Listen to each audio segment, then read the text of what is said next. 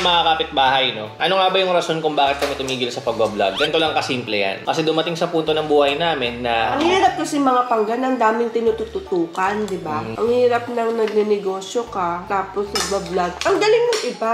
Siguro dad kasi may team sila, no? Eh kami kasi mga suki, 2-man team lang. Parang galaw ko eh. Kami lang, walang ano. I mean, yung iba kasi, di ba, may mga sumusunod-sunod. Gusto ko nga yung ganun, dad eh. Wow. Sinong gusto pong mag-apply?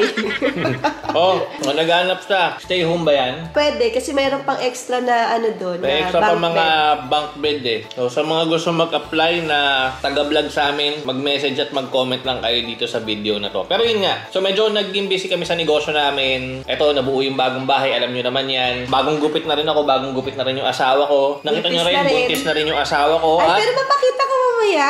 Pakita. Nagkaroon kami ng live mall, nagsarado na rin siya. Magsasara pala. Magsasara pa lang siya ngayon, June 30. So, explain namin yan sa mga coming vlogs or kung ano man. Pero itong vlog na ginagawa namin ngayon actually is more on kung ano na lang talaga nangyari sa amin everyday. Bakit namin siya nire-record or bakit namin siya i-vlog ulit? Kasi unang-una priority, meron kasing sakit yung asawa ko, may viral inspection siya.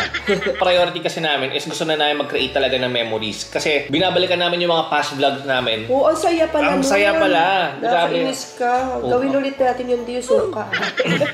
Diba? Gusto namin balikan yung mga memories na yun kasi it's gonna be forever na nandito lang sa YouTube na mapapanood at mapapanood natin. Tsaka mapapanood ng mga anak namin, di ba? Ano yung mga kalokohan namin?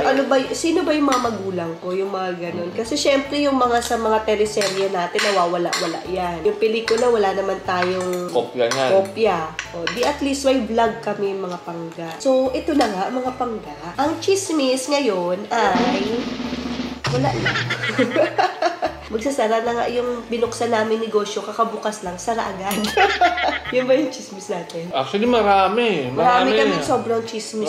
Basta simulan natin isa-isa. Hindi, feeling ko mas maganda kapag saan kami napupunta, ina-explain na namin kung ano nangyari doon sa lugar na yon. Para at least, hindi naman puro dadaan lang mapapaduli sa first vlog na to. Pero we assure you na itong mga content na gagawin namin is based na sa kung ano yung ginagawa namin. Hindi lang dahil uso yung mga ginagawa ng mga tao, pero kung ano nangyari talaga sa amin dalawang mag-asawa at sa buong pamilya namin, sa buong team na meron kami. So again, subaybayan nyo, please subscribe again, follow nyo kami, hit nyo yung notification bell ulit para ma-notify kayo sa mga bagong vlogs namin. We will try our best to do more vlogs every day. Sa totoo lang, nakakahiya kasi na meron ulit camera kaming hawak every single time. Nawala yung confidence namin. Confidence level?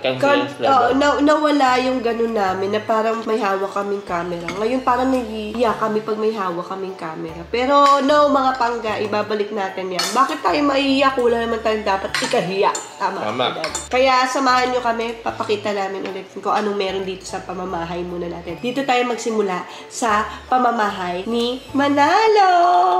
Manalo ko rin naman So, tingnan natin Bye!